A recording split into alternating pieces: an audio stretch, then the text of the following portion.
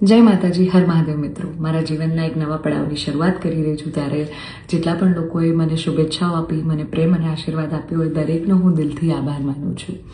રહી વાત કે મારા સગપણને લઈને છેલ્લા ઘણા સમયથી મીડિયામાં અનેક તર્ક વિતર્ક, અનેક ચર્ચાઓ ચાલી રહી છે, જેને લઈને હું અત્યાર સુધી મૌન હતી, કારણ કે વાત મારા સુધી સીમિત હતી. પણ વાત જ્યારે હવે મારા પરિવાર પર છે, મારા પિતા પર છે, ત્યારે એક દીકરી તરીકે હવે મારાથી સહન નથી થતું અને મને લાગ્યું કે હવે આજે મારે બોલવું પડશે. એક બ્રહ્મકન્યા હોવાનું, એક બ્રહ્મ દીકરી હોવાનું મને એટલું ગૌરવ છે કે જેને હું કદાચ શબ્દોમાં નહીં વર્ણવી શકું.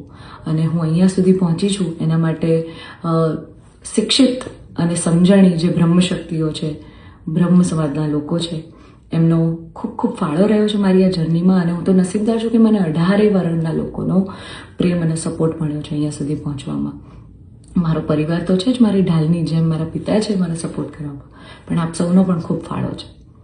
પરંતુ કહેવાતા સભ્ય અને મોડર્ન સમાજમાં જ્યારે અમુક 2-4 અસામાજિક તત્વો છે જે લોકો અત્યારે પણ દીકરીઓ માટેના રૂલ્સ અને રેગ્યુલેશન નક્કી કરશે કે દીકરીઓનું લિમિટ ક્યાં સુધી હોવી જોઈએ, દીકરીઓને ફ્લાય કરવા માટે પાંખો મળી છે, એને વીંજવાની અને એને કાપવાની વાતો છે. આ બધી દીકરીઓ અત્યારે તેજસ જેવી પ્લેનો ઉડાઈ રહી છે, યુદ્ધ કરી રહી છે, રણ મેદાનમાં છે, સંસદમાં છે, વિજ્ઞાન અને ટેકનોલોજીમાં છે. હમણાં ઓપરેશન સિંદૂર જે થયું એમાં 2 દીકરીઓએ લીડ લઈને આપણને પૂરા દેશને ગૌરવ અપાવ્યું.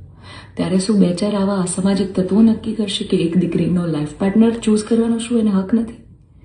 હું બહુ નસીબદાર છું કે મને એવો પરિવાર ને એવા પિતા મળ્યા છે જે મારી ખુશીમાં ખુશ થાય છે અને મારા નિર્ણયને જે મેં હરખે વધાવી લીધો છે. કારણ કે ઓફકોર્સ હું એક એવા પરિવારમાં જઈ રહી છું કે જે આખો ભક્તિમય પરિવાર છે.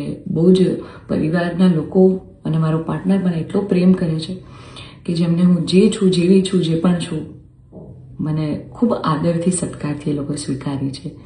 રાત દિવસ જ્યાં ગાયત્રી મંત્ર, નવકાર મંત્રના જાપ થાય છે, આવા પરિવારમાં હું જઈ રહી છું. મને ખૂબ જ ગૌરવ છે.